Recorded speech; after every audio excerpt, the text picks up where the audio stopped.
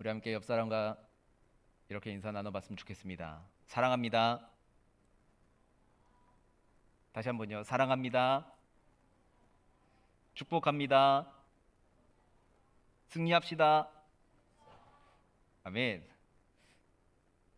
우리 누군가를 만날 때 우리가 사랑합니다, 축복합니다, 승리합시다 이렇게 인사했던 것처럼 보편적으로 우리가 누군가를 만나면 보통 이렇게 인사하죠. 안녕하세요 하고 말이죠. 공감 안 되시나요? 안녕하세요 하고 인사하지 않습니까? 친구와 친구 사이에도 그렇고요.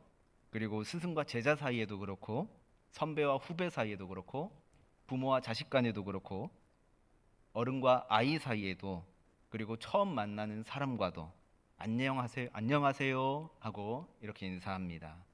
이 안녕이라는 말을 한자어로 어떻게 풀이하나 살펴봤더니 편할 안자에 편안할 영자를 사용하고 있는 것을 알게 되었습니다. 풀이하면 탈 없이 무탈하시죠? 라는 뜻으로 이렇게 해석되어질 수 있겠는데요. 그런데 세상은 수많은 사건을 마주하는 곳입니다. 그런 곳이기에 때로는 안녕할 때도 있겠지만 안녕하지 못할 때도 있는 것이 우리가 사는 세상의 모습입니다. 어쩌면 세상은 안녕과 거리가 멀다라고 느껴질 때가 우리의 마음 가운데, 우리의 생각 가운데 자리 잡을 수 있습니다. 왜냐하면 우리의 시선이 아직 미치지 못하는 곳에 안녕하지 못하는 일들이 끊임없이 발생하고 있기 때문에 그렇습니다. 그런 소식을 우리는 신문을 통해서 아니면 미디어 매체를 통해서 접할 때마다 세상 속에 일어나는 이 사건, 이 안녕하지 못한 사건들을 어떻게 바라봐야 되는지, 그런 세상 속에서 그리스도인으로서 한 사람의 목회자로서 어떤 방향을 향하여 나아가야 될지 계속해서 고민하고 생각하게 되는 것 같습니다. 사랑하는 성도 여러분, 안녕하십니까? 안녕하지 못하다면 이 안녕하지 못한 현실을 우리는 도대체 무엇으로 채워가야 할까요? 오늘 본문 말씀 가운데 모든 것이 텅 비어가는, 그래서 안녕할 수 없는 한 여인의 이야기가 펼쳐지고 있습니다. 지난 시간 나오미가 모압 땅으로 가족들과 함께 가게 되었다 말씀드렸습니다. 그 모압 땅에서 나오미는 남편을 떠나보내게 됩니다. 낯선 땅에서 졸제 싱글맘이 되어 버렸습니다. 근데 이 나오미가 남편을 잃고 나서 두 아들이 자립할 때까지 계속해서 서포트하는 모습을 보여줍니다. 그 당시에 농경과 목축을 기반으로 하는 이런 사회에서는 남성의 노동력이 최고 중심이었습니다. 그 남성의 노동력을 중심으로 모든 일들이 계획되어지고 이루어졌습니다. 그래서 힘을 중요시하는 남성 중심의 그런 사회 가운데서 남편이 없다라고 하는 것, 그것은 정신적으로 남편을 잃은 그 사람에게 굉장히 힘든 일이기도 하지만 사회적으로 아무런 보호를 받을 수 없는 상태에 놓여지게 된 것을 보게 됩니다. 경제적으로 아무런 수입을 얻을 수 없는 상태에 놓여졌다라는 말입니다. 그렇기에 당시 유대인들은 고아와 과부와 나그네를 사회 안에서 제일 우선적으로 보호해줘야 할 약자로 정했던 것입니다. 사회적으로 경제적으로 지켜줄 울타리가 없는 사람들이기 때문에 가장 먼저 지켜줘야 된다라고 하는 겁니다. 그렇기에 모압 땅에서 나오미는 철저하게 사회적인 약자로 살아가게 되었습니다. 그런 약자의 위치에 놓이게 되어 버렸습니다. 하지만 그런 그녀에게도 소망이 있었습니다. 바로 두 아들들이었습니다. 말론과 기륜이라고 하는 두 아들 말이죠. 나오미에게 말론과 기륜은 소망이었고 이제 마지막 남은 삶의 이유였습니다. 다행히도 모압에서 이 두 아들이 마음에 드는 여인들을 만나게 되었고 또 결혼까지 하게 되니 너무나 행복한 나날들이 펼쳐질 것 같았습니다. 아들들이 결혼하게 되는 날 얼마나 나오미가 기뻐했을까요? 얼마나 감사했을까요? 얼마나 행복했을까요? 그런데 그런 기쁨 그리고 그런 행복도 잠시였습니다. 두 아들이 같은 해에 죽음을 맞이하게 됩니다. 두 아들의 죽음을 통해서 큰 충격을 받았을 나오미에게 과연 어떤 희망이 남아 있었을까요? 오늘 이 시대를 살아가는 수많은 사람들의 모습을 바라보며 희망이라고 하는 이 말, 너무나 좋은 말이지만 그 말이 참 어색해져가는 그런 시대를 살아가고 있다라고 보여집니다. 취업을 준비하는 취준생들에게 이번에는 꼭 취업에 성공할 수 있을 거야, 힘내 라는 그런 말, 비정규직인 분들에게 조금만 더 참으세요, 조금만 더 참으면 정규직으로 전환될 수 있어요 라고 하는 그 말, 개인 사업을 하시는 분들에게 당신이 투자한 사업 곧 대박 날 거예요, 그러니 견디세요, 힘냅시다 라고 하는 이 말, 이런 말이요 이제는 위로가 아니라 희망 고문이 되어가고 있는 그런 시대가 바로 오늘 우리가 살아가고 있는 이 시대입니다. 남편과 두 아들을 잃은 나오미를 향해 누군가 나오미, 그래도 당신은 무엇이든 할 수 있어요, 그러니까 힘내세요 라고 말을 했다라고 한다면 이 말이 나오미에게 위로가 될까요? 아니요. 그 말은 나오미에게 희망 고문이 되지 않았을까요? 지금 나오미에게 당신은 이 상황을 극복할 수 있어요, 그러니 힘내세요 라고 말하는 것은요 나오미에게 들리지 않는 이야기가 되는 것입니다. 나오미에게 있어서 가능성 없는 이야기로 들려지게 됩니다. 그러던 중에 나오미에게 들려온 소문이 하나 있었습니다.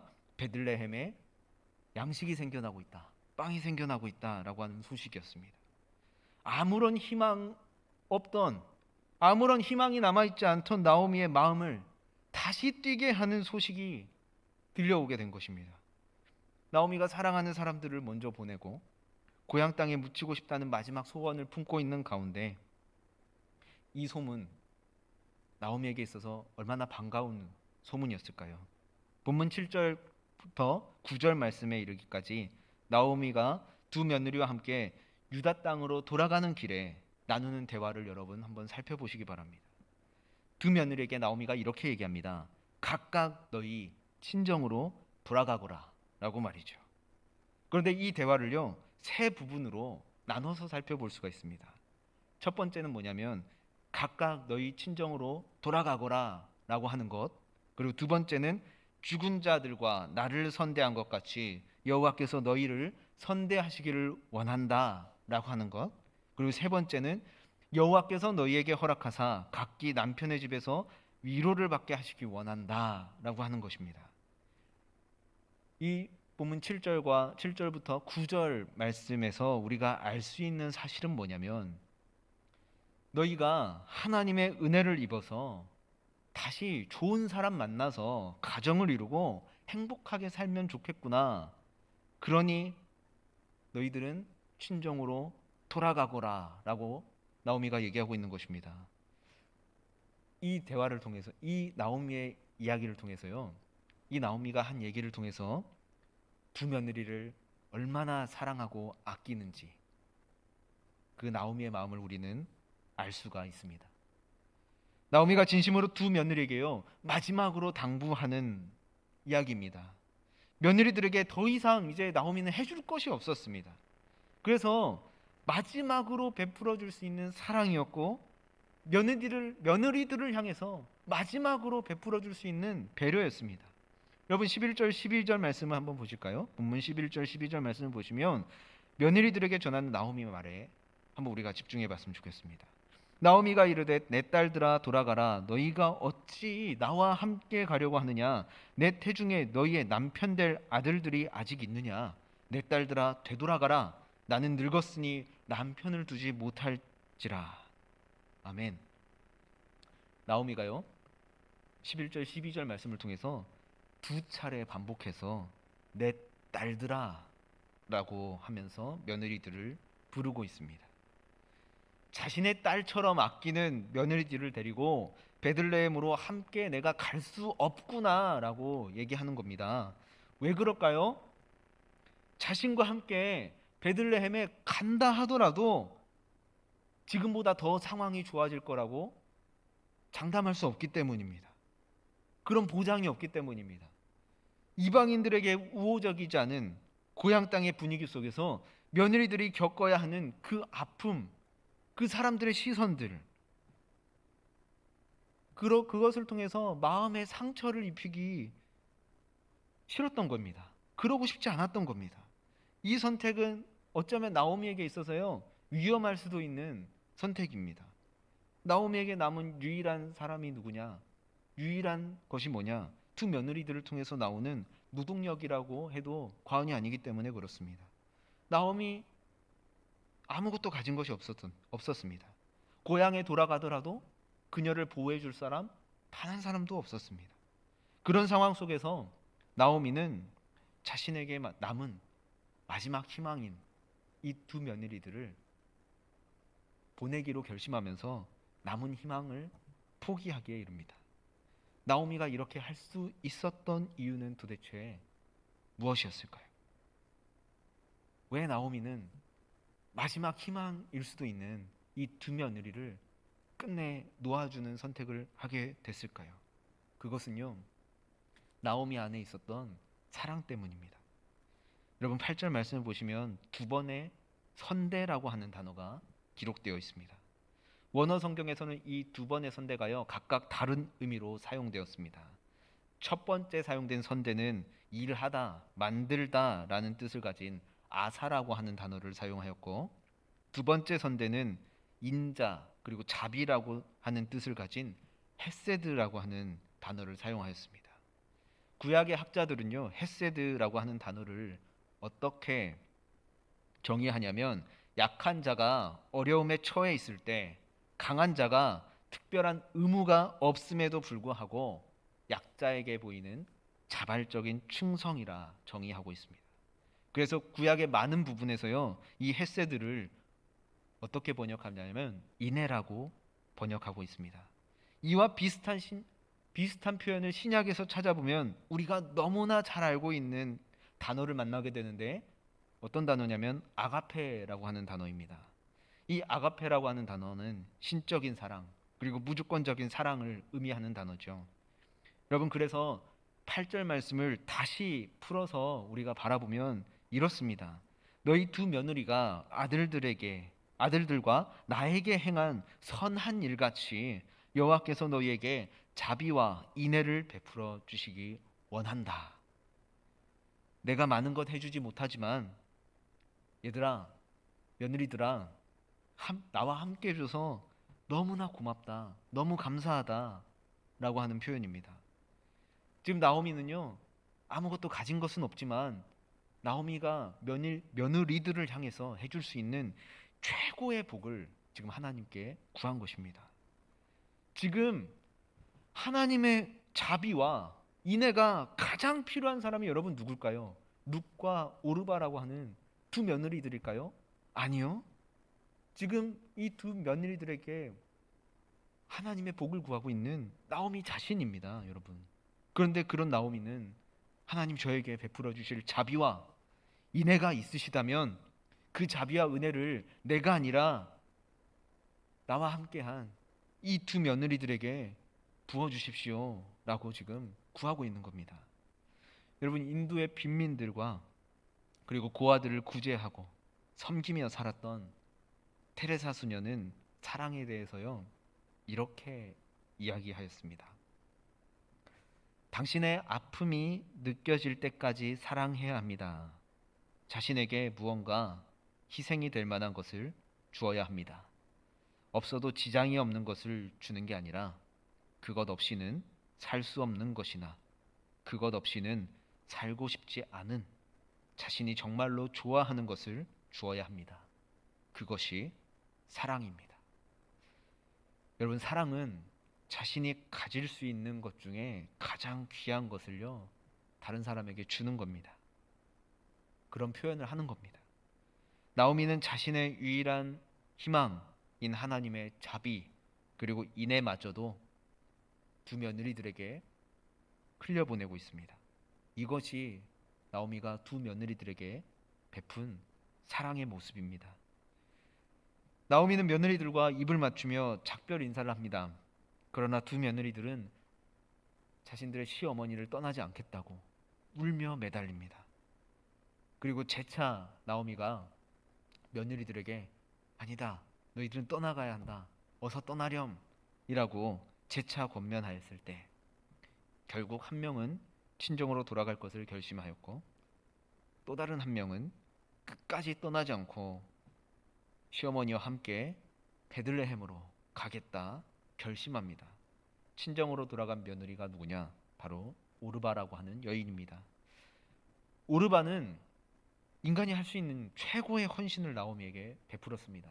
지금 오르바가 나오미를 떠나서 자신의 고향으로 간다고 해도요, 뭐라고 할 수 있는 것이 아닙니다.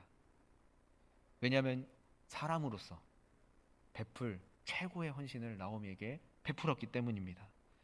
오르바 또한 나오미를 떠나지 않으려 했습니다. 그러나 나오미가 재차 설득하였습니다. 그래서 돌아가게 한 것입니다. 나오미는 젊은 오르바가 자신 때문에 남은 그 수많은 시간을 어려움 겪으면서 고통 겪으면서 괴로움 겪으면서 그렇게 보내는 것을 원하지 않았습니다. 새로운 삶을 살아가기를 원했던 것입니다. 그랬기에 오르바 또한 울며 그 시어머니의 곁을, 나오미의 곁을 떠났던 것입니다. 그렇게 오르바는 가장 선하고 일반적인 선택을 한 것입니다. 반면에 끝까지 나오미와 함께 하겠다 한 며느리가 있습니다. 바로 룻이라고 하는 여인입니다.